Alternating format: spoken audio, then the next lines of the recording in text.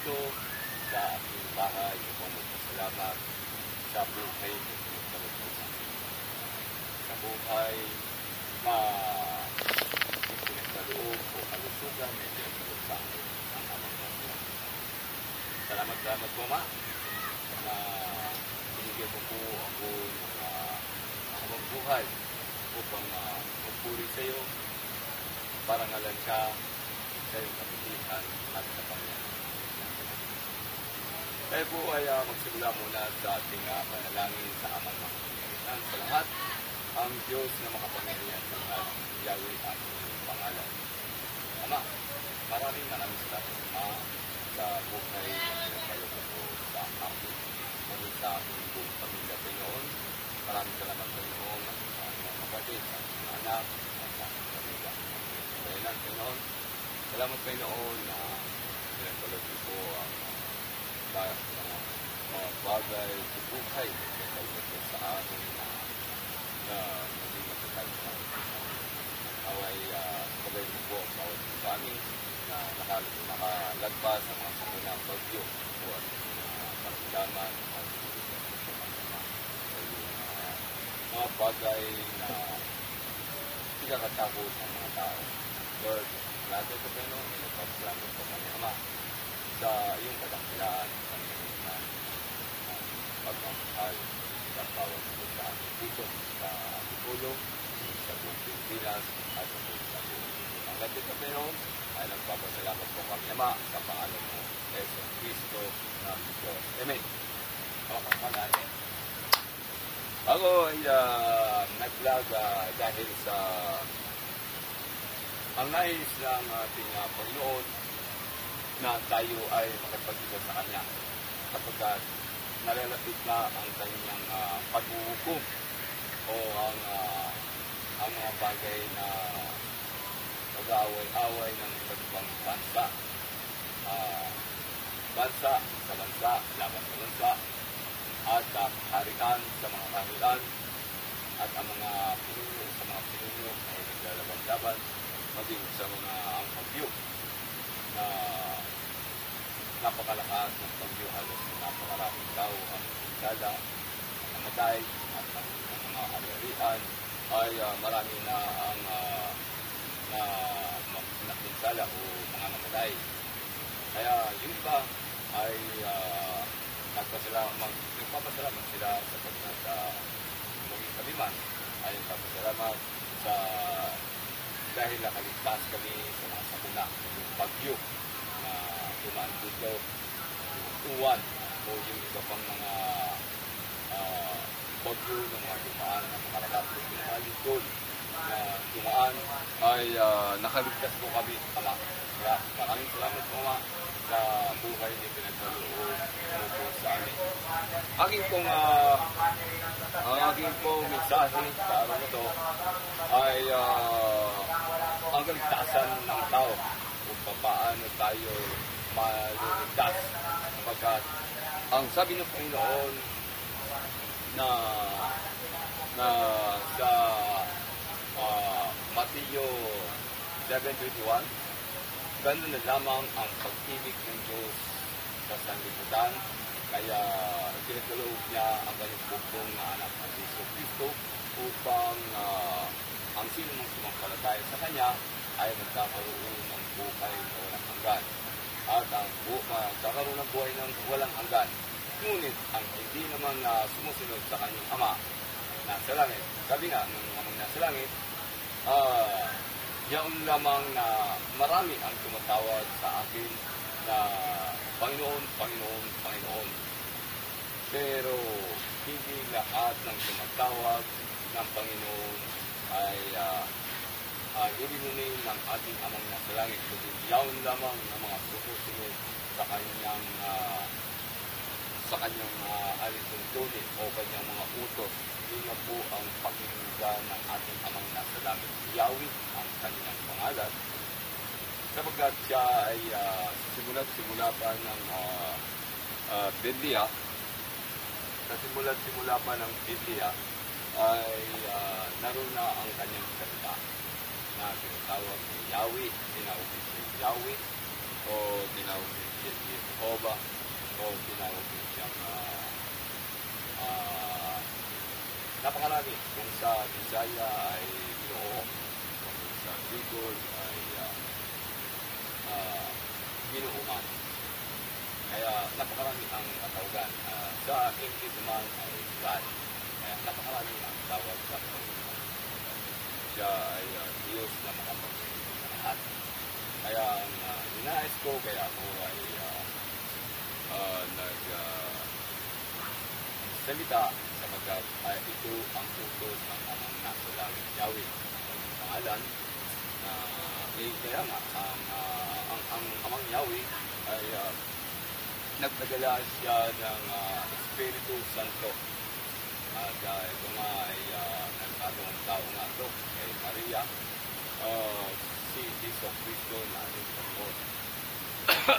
Ngunit siya sabi ng amang nasa langit na sinugo niya ang kanyang anak ng Panginoon Kristo upang ang sinong mang sumampalataya sa kanya ay magkakaroon ng buhay na walang hanggan. Kaya mga brother and sister, ito po ang aming mensahe sa oras na ito upang ipaabot ang ating mensahe sa lahat ng mga tao, maging sa Luzon, Visayas at Mindanao, sa Antipolo, buong Antipolo, maging sa buong mundo. Kasama na rin ang Israel at Amerika at Japan at China.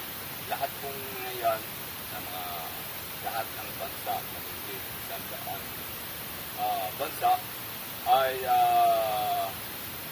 pinanawagan ko kung paano maliligtas ang tao.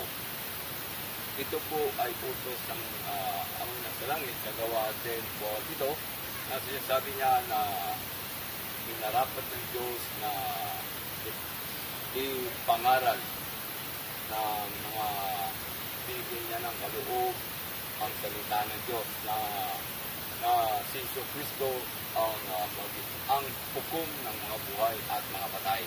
Kaya darating siya sa tamang panahon upang sino mang sumunod sa Kanya at sumampalataya sa Kanya ay maliligtas.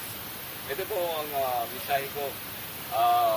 Ito po ang mensahe ko na Kanyang inutos sa Biblia na kung paano nga ba maliligtas ang tao. Ayun ang nais ng ating Amang nasa langit na kung paano nga ba maliligtas ang tao. Sapagkat ang kaligtasan ng tao ay sa salita ng Diyos. At ito ang mga unang dapat natin tatandaan ay kung paano natin tatanggapin ang ating Panginoong Hesus Kristo na nagtatawang tao dito sa lupa. At siya ay hinubad niya ang kanyang pagka-Diyos. Naging kaya natin siya, nagugutom, nauuhaw, lahat ng nararamdaman. At sapagkat hinubad niya ang kanyang pagka-Diyos. Hindi siya nagpakilala. At ito ay sa pamamagitan ng kanyang Amang nasa langit at Espiritu Santo na pinadala sa kanyang ginawang magulang ang si Maria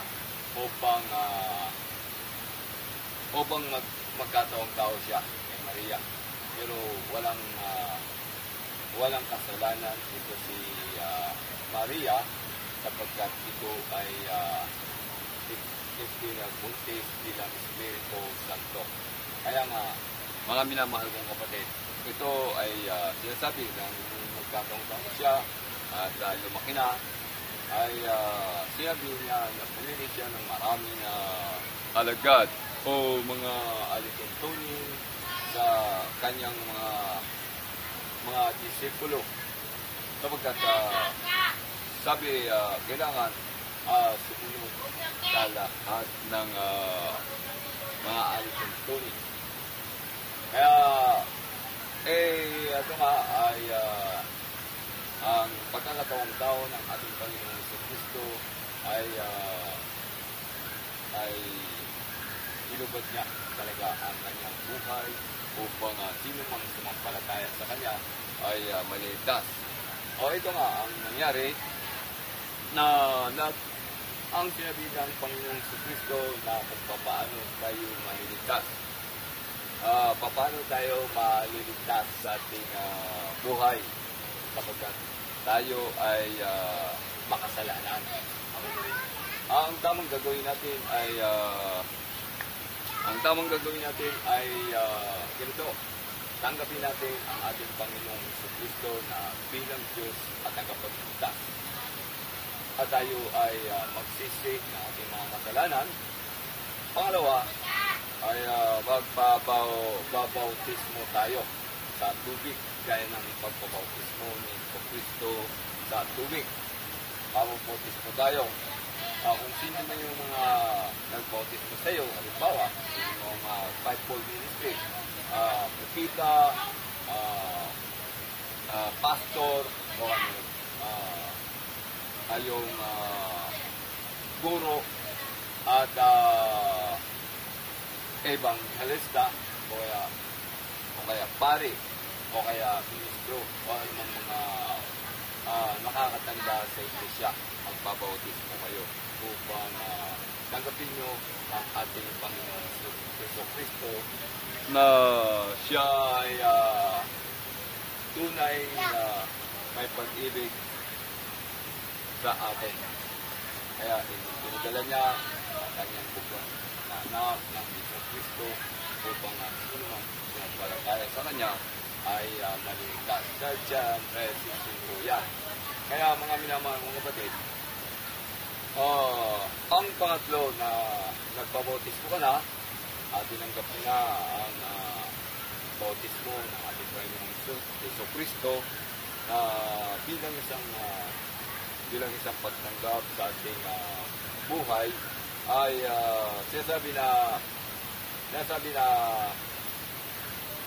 tayo ay magsisi ng ating mga kasalanan at huwag na tayong babalik sa ating mga pinanggalingan o ang mga kasamaan. At tayo ay bagong buhay na kasi yung buhay natin ay pinatay na yung ating mga kasalanan. Kapag tayo na bautismohan, bago na po tayong nilalang. Ayon sa kasulatan ng Biblia, bago na po tayong nilalang.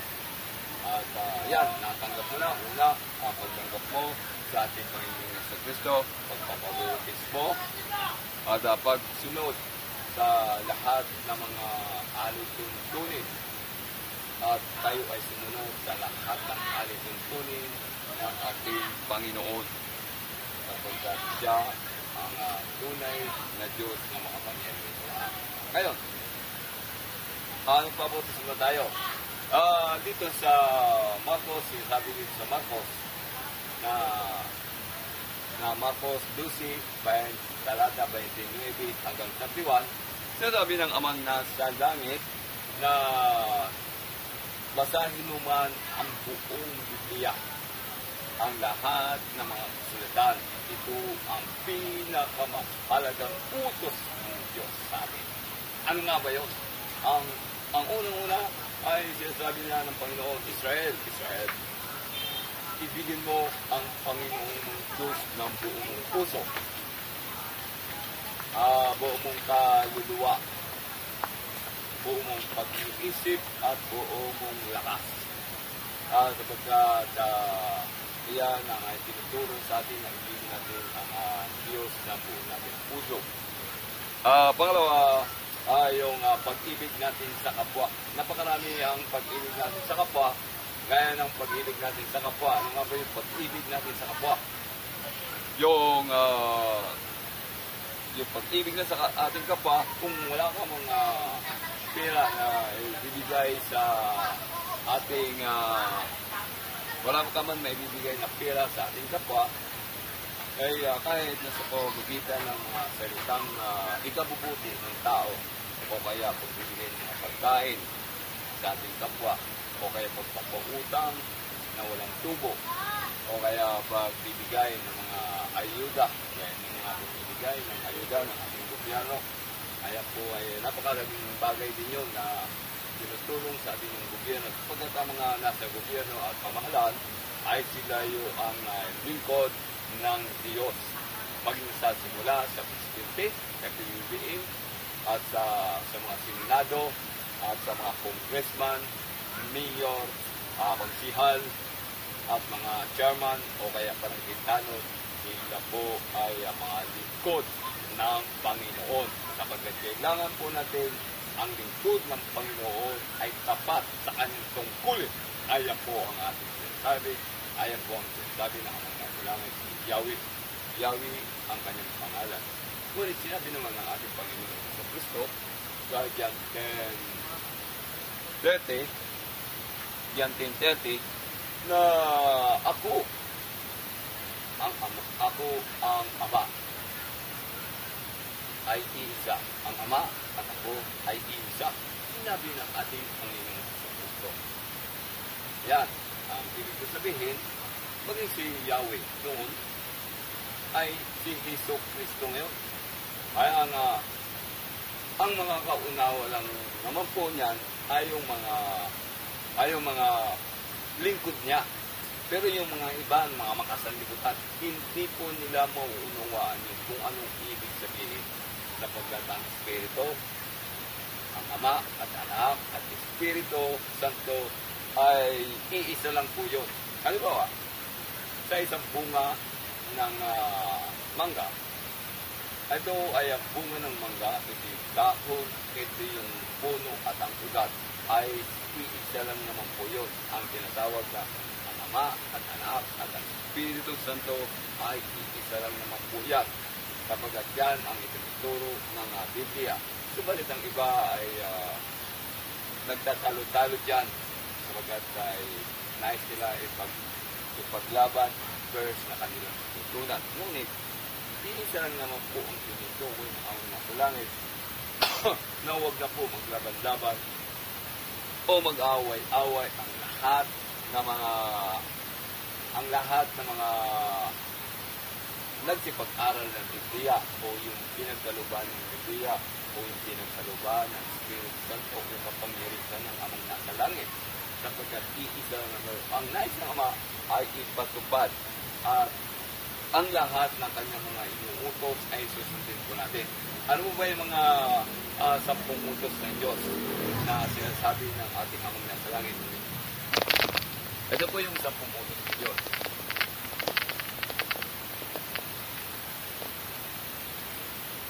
Exodus 20:1-17. Ayan. Huwag kayong magkakaroon ng ibang Diyos maliban sa akin.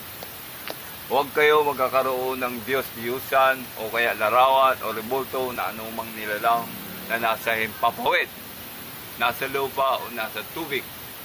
Huwag kayong yuyukod o maglilingkod sa anumang Diyos-Diyusan sapagkat akong si Yahweh ay mapanibugong parusahan ko ang lahat ng ayaw sa akin, pati na ang kanilang mga anak.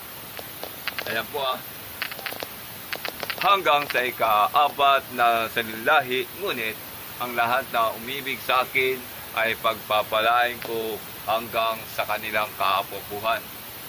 Huwag ninyong babanggitin sa walang kabuluhan ang pangalang Yahweh, sabagat parusahan ko ang sinumang buwanggit dito ng walang kabuluhan. Igalang ninyo ang inyong ama at ina, at kayo'y mabubuhay kayo ng matagal sa lupang ibinigay sa inyo.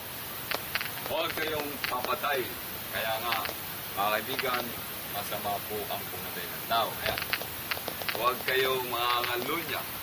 Huwag kayong magnanakaw. Huwag kayong sasaksi sa di katotohanan laban sa iyong kapwa. Huwag ninyong pag-imbutan ang sambahayan ng inyong kapwa, ang kanyang asawa, mga alila, mga bata, asno o anumang pag-aari niya. Amen.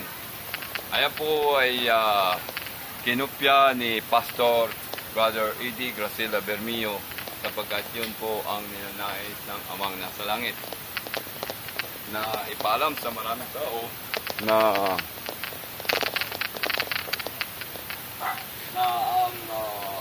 ang salita ng Diyos kailangan po ipatupad ng mga lingkod ng Diyos. Kaya po ng mga mangaral.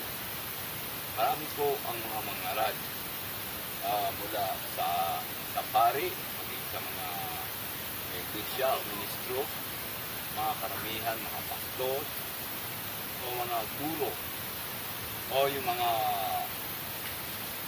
propeta, mga lingkod ng Panginoong Kristo, mga apostol, ay yung mga guro o yung ebanghelista.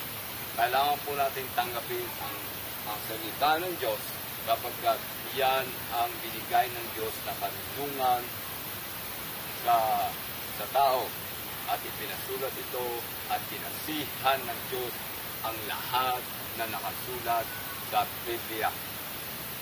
Mabuting balita Biblia. Napakahaba po yan ng mga salita ng Diyos. Walang tao na sa ulo ng buong Biblia. Ang tanging Diyos lamang ang nakaka-perfecto niyan. Maging ako man ay kakunti lang aking alam pagdating sa Biblia. Hindi lahat. Maging sa English, mahina ako. Sa Tagalog, mahina ako. Pero ang malakas dito, ang salita ay ang Panginoon. Siya ang nagsasalita sa akin, ang Diyos ang nagsasalita sa pamamagitan ko. Ang Diyos ay hindi po natin makikita, pero tayo ay nakikita niya sapagkat yan ang kapangyarihan ng Diyos. Kaya nga sinasabi sa Juan 24 na sambahin natin ang Diyos sa Espiritu at sa katotohanan. Sapagkat yan ang ninanais ang Amang nasa langit na yan ang dapat natin sambahin sapagkat siya ay tunay na Diyos na nagbibigay buhay sa atin. Mga minamahal kong kapatid, yan po ang mensahe na Panginoon nasa langit na ninanais ng Ama na sumunod tayo. Una, di ba? Tanggapin natin ang ating Panginoong Jesucristo bilang tagapagligtas at tunay na Diyos. Yung iba ay nilang tanggapin sapagkat si Kristo daw ay tao lamang. Pero hindi, para sa akin, hindi po siya tao. Kundi siya ay nagkataong tao. Hindi siya tao. Nagkataong tao siya. Sapagkat siya ay mula sa langit. Ang mula sa langit ay Diyos. Ang mula sa lupa ay ginawa ng Diyos. Gaya ko, ginawa ako ng aking magulang sa pamamagitan ng Diyos. Ginawa ang mga tao. Ginawa niya ang langit at lupa. Mga tao, hayop, halaman at mga bagay-bagay, ilog at mga kagatan sa loob ng 6 na araw. 6 na araw niyang ginawa ang langit at lupa at ang lahat ng mga bagay. Kaya sa ikapitong araw ay nagpahinga siya. O kaya napakarami ang nagpahinga siya sapagkat ganun ang itinuturo sa atin. Tayo po ay magpapahinga sa ikapitong araw. Kaya ng linggo. Tayo po ay pupunta sa ating mga simbahan kung saan ka nakagrupo. Halimbawa, nakagrupo ka sa Katoliko, nakagrupo ka sa Iglesia, nakagrupo ka sa ibang grupo ng mga Christian o born again. Patuloy lang po tayo magsimba sa Kanya sapagkat yun ang ninanais ng Ama. pulutin po natin ang mabuti. Lahat ng masasama ay itatakwil po natin yan. Sapagkat yan ang ninais ng Ama, pulutin at tayo ay maging matuwid. Para kung tayo ay magiging matuwid, tayo ay magkakaroon ng buhay na walang hanggan at hindi tayo mamamatay. Ang sinasabi ng Ama, kukunin tayo gaya nila Elias. Sino pa nga yan? Marami ang kinuha ng Panginoon, hindi sila namatay, sinala sila sa langit. Kaya ni Elias, si Elias ay kinuha ng Diyos at dinala sa langit. Hindi na siya namatay dito sa lupa. Sapagkat ang si Elias na yan ay mabuting tao. Kaya napakalaking bagay na tayo ay sumampalataya sa Kanya. Sapagkat kung ikaw ay maging anak ng Diyos, lahat ng hihilingin mo sa Amang nasa langit ay ipagkakaroon niya. Sapagkat siya ay Diyos na makapangyarihan sa lahat.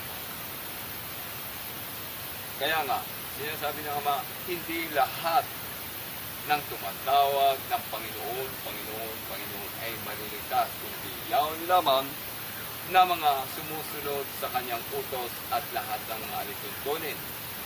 Basahin niyo po sa Matthew 7:21. Yan po ang sinasabi ng Biblia. Yan po ay ang katuruan ng Diyos. Sapagkat yan ang ninais ng Ama. Parang sa ganon, pag dumating man ang sakit at mga karamdaman natin, tayo po ay pagagalingin kaagad ng Diyos. Maging ang mga doktor na yan ay binigyan ng kapangyarihan ng Diyos para manggamot. Maging mga ibang mga manggamot, kung naaayon sa salita ng Diyos, ay sila ay makagamot. Lahat ng mga yan, ng mga doktor, mga nurse, ayan ay mga pinagkalugaan ng Diyos ng kapangyarihan, karunungan para makatulong sa tao. Kaya hindi po natin lahat i-bypass. Kaya lahat ng mga yan ay ipinagkaloob ng Diyos ang talino. Maliban na lang kung pinagkalooban siya ng talino, pero ginagamit niya sa masama. Hindi siya kalulugan ng Diyos. Sapagkat ang nais ng Diyos ay matuwid na tao. Yan ang ninanais ang Amang nasa langit. Ngayon, tumakbo na tayo sa ibang bahagi ng biniliwanag ko na po sa inyo kung paano ang way of salvation o sa English. Way of salvation ng tao na nararapat yung aniban. Walang ibang sinasabing anumang reliyon, diyan ka maliligtas. Wala po. Ang sinasabi ng Ama nasa langit, ang kanyang kapangyarihan, Ama nasa langit, Yahweh, sa kanya ka lang maliligtas. Kung hindi yung mga pinagkaniban natin mga reliyon, hindi po yun ang makakaligtas sa atin. Sila po ay makakatulong sa atin sa mga salita ng Diyos spiritual. Sila po ang nag-guide kaya mga simbahan niyan. Sila po ang nag-guide kung paano po tayo maliligtas. Kasabagkat ang kaligtasan ay nasa ating Panginoong Jesucristo. Sabi nga sa John 14:6-7, sinabi niya na ako ang daan ng katotohanan at ang buhay. Walang makakapunta sa Ama, kundi sa pamamagitan ko. Kung kilala niyo ang aking Amang nasa langit,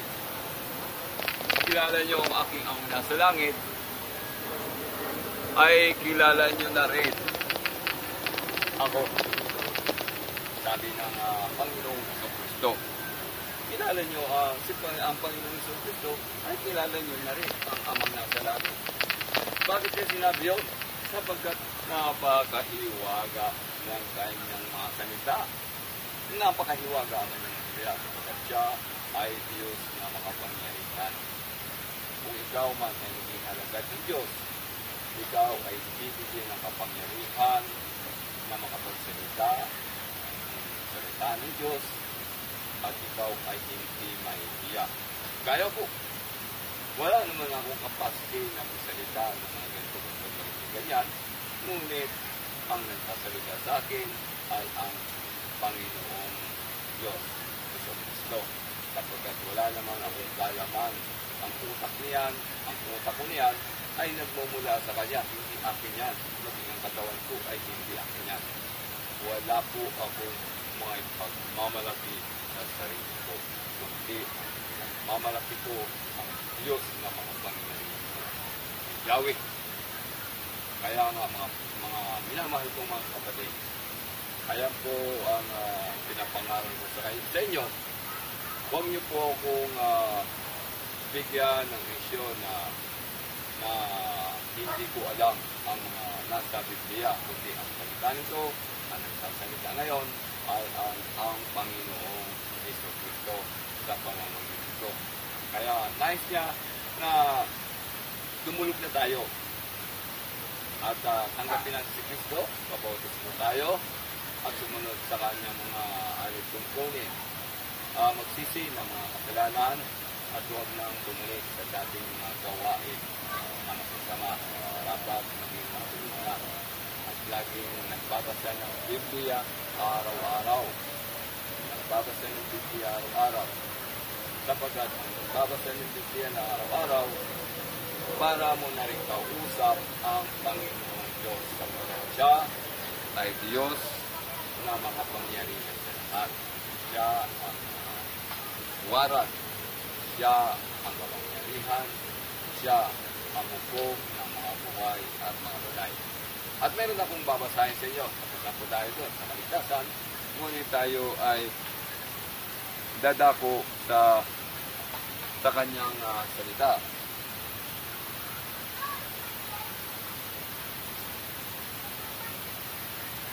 Mayroong sabi dito sa Jeremias, may dalawang pangitain.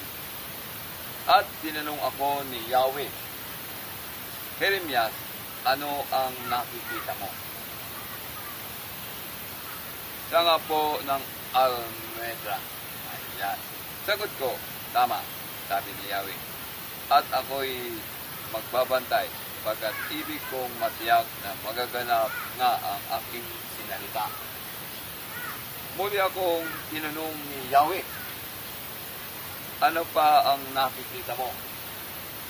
Sumagot ako, nakikita ko po sa gawing hilaga ang isang kalderong kumukulo ang laman.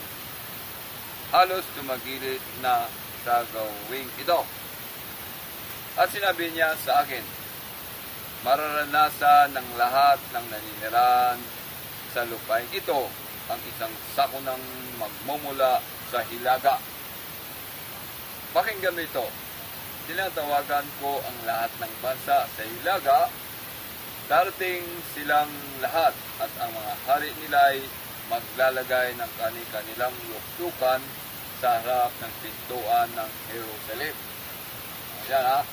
Maglalagay ng kanilang luksukan sa harap ng pintuan ng Jerusalem at sa paligid ng maog nito. Gayon din ang gagawin nila sa ibang mga lungsod ng Hoda.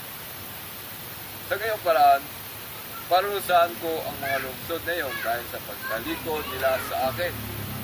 Yun. Kaya nga, kapag ang tao ay tumalikod, ay parurusahan ni Yahweh. Sila'y nasunog ng kamanyang patungkol sa ibang mga Diyos at sumamba sa mga Diyos-Diyosan sila na rin ang gumawa.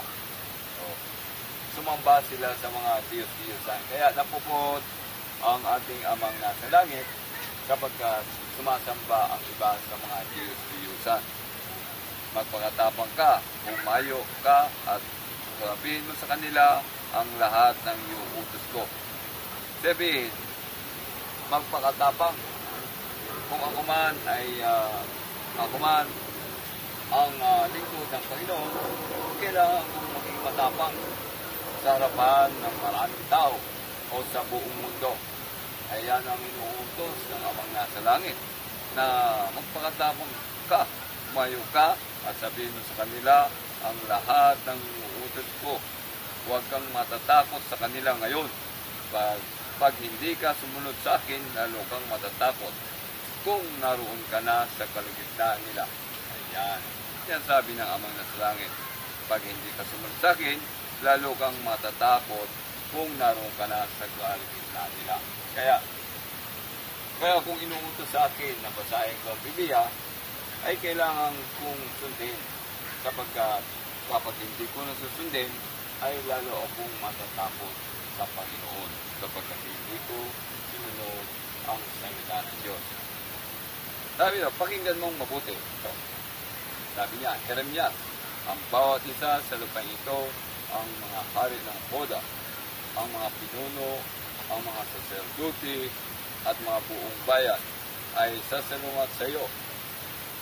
Ngunit gagawin kitang sintibay ng isang lungsod na naliligid ng mga buong, sintatag ng halibing bakal, pader na tanso. Hindi ka nila matatalo sapagkat ako ang mag-iingat sa iyo. Akong si Yahweh ang nagsabi nito. Ayan. Kaya kapag inutusan ka ng Panginoong Diyos, ay kailangan mong sumunod sapagkat iingatan ka niya. Magkakaroon ka ng baluti sa iyong katawan. Hindi ka maano, hindi ka magagalaw sapagkat ang Espiritu Diyos ay kapangyarihan ng ating Amang nasa langit.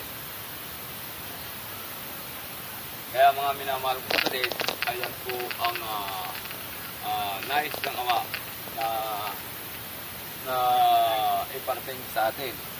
Na ngunit gagawin kitang sintibay ng isang lungsod na naniligid ng mga muog, sintatag ng halibing bakal. Ibig sabihin, kasintatag ng halibing bakal pala kung ikaw ay makikipag-isip sa kanya. O pader na tanso, hindi ka nila matatalo sapagkat ako ang mag-iingat sa iyo. Kaya nga, kung kakampi natin ang ating Panginoong Diyos, ay walang makakagtinag sa atin, walang makakapatay sa atin, sapagkat siya ang ating sandalan, siya ang ating hawakan, siya yung tinatawag na baluti sa ating katawan, sapagkat siya ay makapangyarihan. Hindi ka nila, sabi niya, hindi ka nila matatalo sapagkat ako ang mag-iingat sa iyo. Akong si Yahweh ang nagsabi nito. Dito yun sa Jeremias. Mababasa mo sa Jeremias. Jeremias sa 1, sa 11 hanggang 18-19.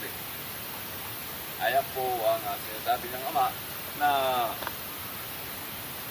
kahit na anong laban ng ating mga kaaway ay hindi tayo maano sapagkat si Yahweh ang ating tanggulan, siya ang ating pader, siya ang ating makapangyarihan na tunay na Diyos na nagbibigay sa ating ng lakas. Kaya mga mahal kong kapatid, napakahalaga po na tayo ay nasa Kanya sapagkat ang kapangyarihan ng Diyos ay mananatili po sa atin sapagkat siya ay Diyos ng lahat, nasa kataas-taasang ang kapangyarihan na nagbibigay buhay sa bawat sa atin. Siya ay lapas sa mga relo. Hindi siya umiikot sa mga relo. Tayo lamang na mga tao ang nakapaloob sa relo. Sapagkat ang Diyos ay siya ay Diyos na nagpapatakbo sa buong daigdig ng sabay-sabay. Halimbawa ako, nanunulangin ako sa Kanya, tinatawag tayo, lahat sabay-sabayan na alam niya ang buhay natin sapagkat siya ay Diyos na makapangyarihan sa lahat. Kaya mga minamahal mga kapatid, yan po ang ating mensahe na dapat natin maitanim sa ating mga isip. Una, ano nga ba ang natutunan natin ngayon? Ano po ba ang natutunan natin ngayon? Sinabi ko, at sinabi ng mga nasa langit, na tanggapin nyo at makipag-isa sa ating Panginoong Kristo. Una. Pangalawa ay papabautismo tayo. Pangatlo ay humingi ng tawad sa ating Amang nasa langit at patawarin yung mga nagkasala sa atin. At magsisi na sa mga kasalanan na huwag nang ulit pa ang mga kasalanan ginagawang masasama. Patlo, ibigin ang Diyos. Panglima, ibigin ang Diyos ng buong nating puso, buong nating kaluluwa, buong nating pag-iisip, at buong nating lakas. At sumunod tayo sa lahat ng alituntunin. Ano pa nga ba? Lahat ng utos ng maging sa Panginoon, una sa Panginoon, utos ng ating gobyerno, sa pamahalaan. Sumunod tayo sa utos ng mga pamahalaan, sumunod tayo maging sa utos ng ating mga magulang, maging sa utos ng ating mga katrabaho, utos ng ating amo, kung tayo ay namamasukan. Sumunod po tayo, sapagkat sila ay hindi po sila magpapatalo, sapagkat sila ay makapangyarihan gaya ng nasa trabaho. Kahit na ikaw ay isang mangangaral, pumasok ka sa kanila upang magtrabaho, na kahit ikaw ay pinakamataas na at lingkod ng Panginoon, na kung ikaw ay pangangaralan mo sila sa trabaho, ay hindi nila matatanggap yun sapagkat sila ay mga superior, mga manager, mga engineer, o ano pa mang mga namamahala sa kumpanya. Hindi sila magpapatalo. Isipin pa nila at gagawin ka pa ng paraan upang ikaw ay ma-suspension o kaya ikaw ay magawa ka ng masama sa iyong pinagtatrabahuan sapagkat ikaw ay hindi sumusunod o kaya ikaw ay nangangaral sa kanila. Ayaw nila na pangangaralan na sila sapagkat sila ay mga superior na. Sila ay matataas. Kahit na ikaw ay lingkod ng Panginoon, ikaw pa rin ay susunod sa Kanya, sa kanila sapagkat sila ang namamahala ng kumpanya. Susunod ka kung ano yung pinag-uutos niya. Ngayon, kung nais mong ayaw mong papasa ilalim sa kanilang mga trabaho, ayaw mo nang papasa ilalim sa kanilang mga trabaho, ay huwag kang pumasok sa kumpanya. Mag-pundar ka ng iyong negosyo. Ano ba ang negosyo na kailangan mong negosyo? Halimbawa, ikaw ay electronics, ref and aircon. Ikaw ay pagpatuloy mo ang iyong negosyo. Kahit na maliit ang kinikita mo, ipagpatuloy mo. Huwag ka nang pumasok sa kumpanya. May sarili kang negosyo. Ikaw ang masusunod ng iyong mga trabaho. Ikaw ang mamamahala. Ikaw ang masusunod sapagkat ikaw ay manager. Ikaw ang mamamahala. Ikaw ang magpapasunod. Pero kung ikaw ay mamamasukan bilang sa kumpanya, ikaw ay kahit na mataas ang pinag-aralan mo, kung anong posisyon mo, mas may higher position mo, yung amo mo, ikaw ay susunod sa lahat ng kanyang inuutos. Maging sa mga laylayan niyan, ikaw ay susunod sapagkat ikaw ay namamasukan at ikaw ay pinagtatrabaho at ikaw ay pinagpapasundo. Yun po ang mga bagay na kailangan natin gawin. Kung tayo ay magninegosyo, tayo po ay ang masusunod sapagkat tayo ang namamahala. Kaya kung ikaw man ay mataas ang posisyon mo bilang pinamataas ang iyong pinag-aralan o kaya ikaw ay bigkot, huwag ka nang papasok sa kumpanya sapagkat ikaw ay uutos-utosan lang. Mabuti na lang kung ang mga nag-uutos sa iyo ay sasabihin sa iyo, pakipulot mo nito, pakigawa mo nito, pakiayos mo nito. Pero kung ikaw ay lalapastanganan nila na sasabihin sa iyo, ito gawin mo, kunin mo yan, sisigawan ka pa. Ito ang gawin mo. Ito ang gawin mo. Yan, magwalis ka. Maghukay ka. Ito, mamasura ka. Magano ka. Magpulot ka ng mga empty bottles. O kaya magdamo ka. O kaya basta ikaw ay nangangamuhan, kailangan mong sumunod. Kapag sila ay pinangaralan mo at sinagot mo, ikaw ay magiging masama.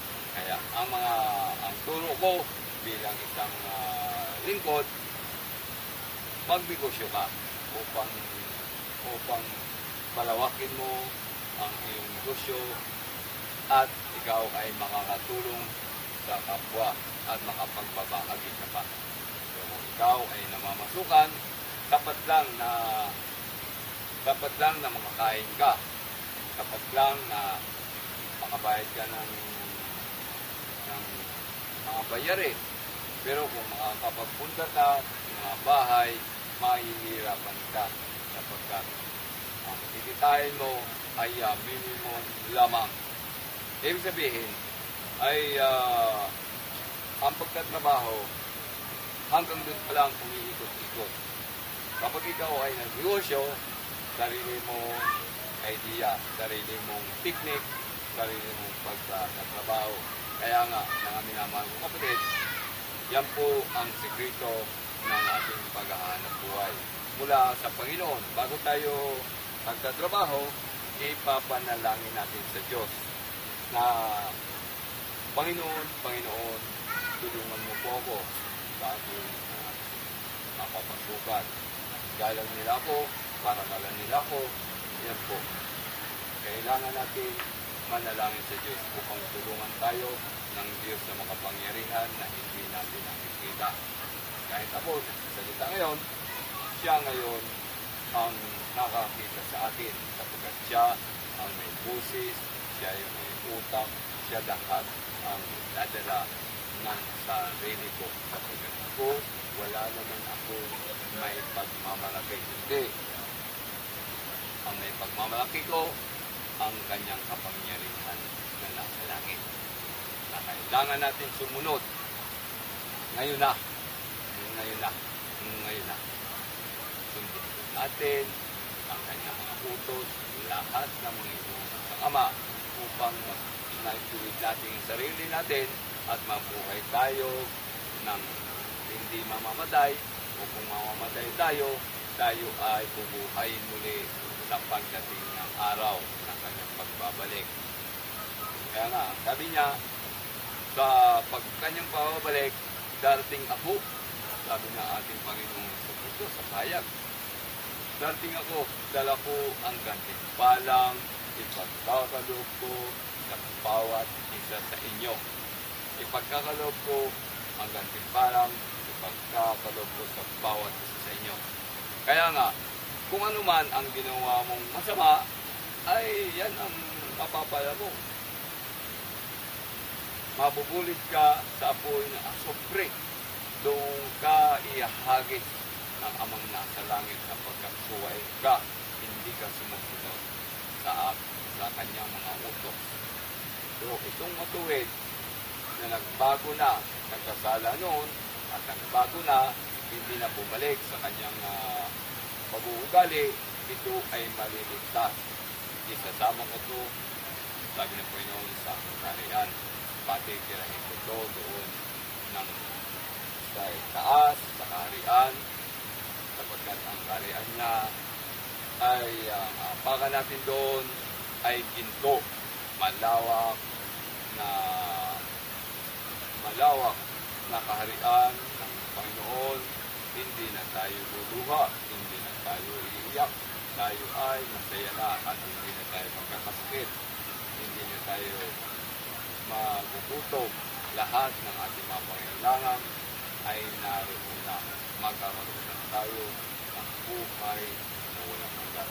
Yan po ang ninanais ng amang nasa langit. Kaya po siya ay nagsasalita upang ipahayag ang kanyang mensahe sa mga darating na panahon. At kailangan niya na tayo ay sumunod. Kailan pa tayo susunod?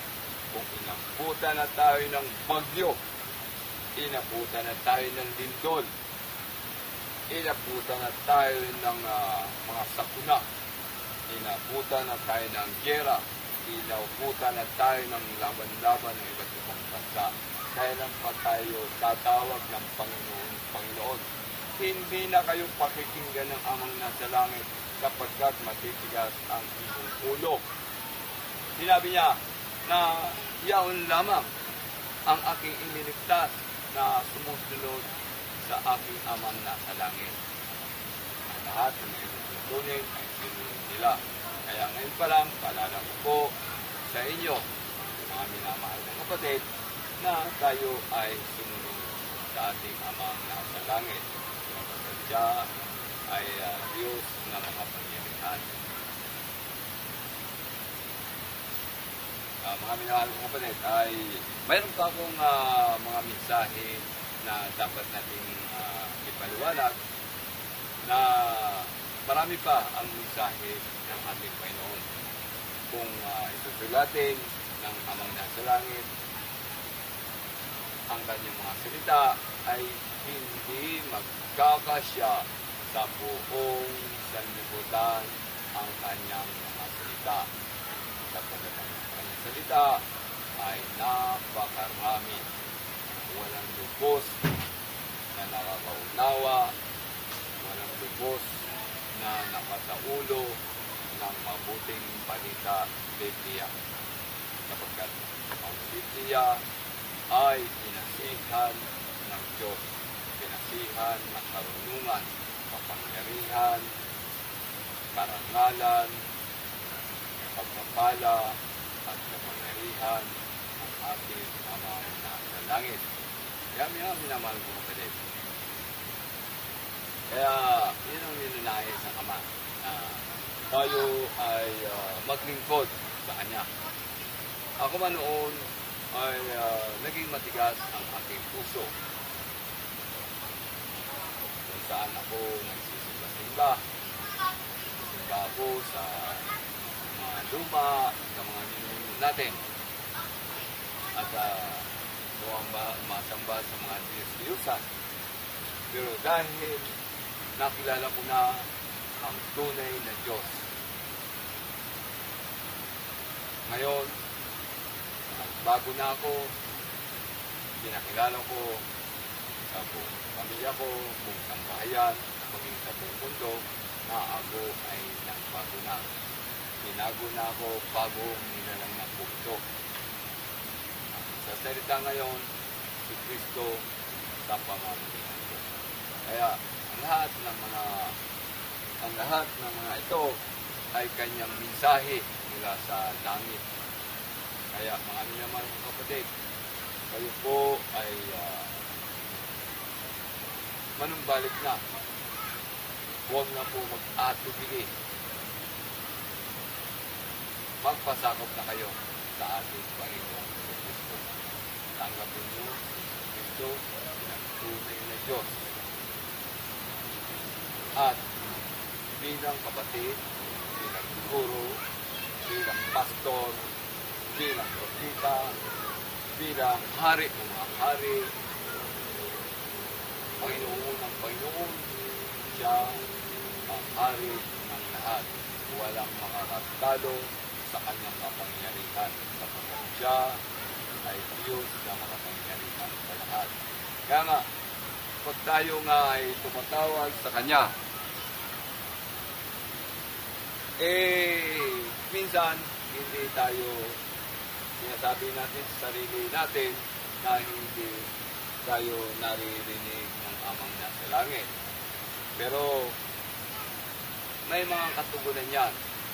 Kaya hindi pa lubos na inaaksyonan ng Amang nasa langit ang ating mga problema na dinudulog sa Kanya, ay may mga dapat pa tayong gawin o hihingi sa Kanya ng tawad o tayo humingi ng mga bagay na nakasakit tayo ng kapwa o kaya may mga kasalanan tayo sa ating kapwa, tayo ay humingi ng tawad, tayo ay may mga utang sa kanila, tayo ay humingi ng tawad. Kaya nga, yung sinasabi ng Amang nasa langit na napakabuti, masaya tayo doon.